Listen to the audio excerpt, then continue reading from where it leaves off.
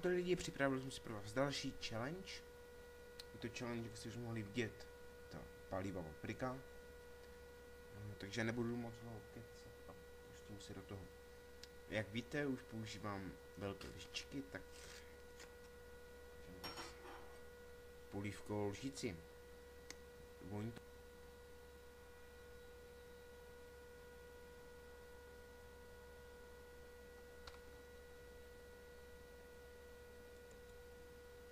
Tak dáme se do toho.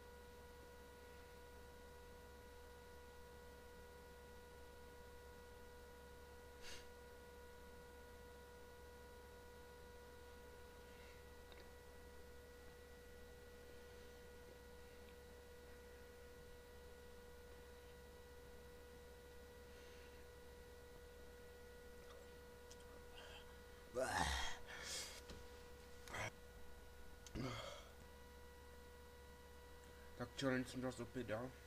A bylo to humus. To nebylo palivo, ale bylo to odporné. Takže já se s váma loučím.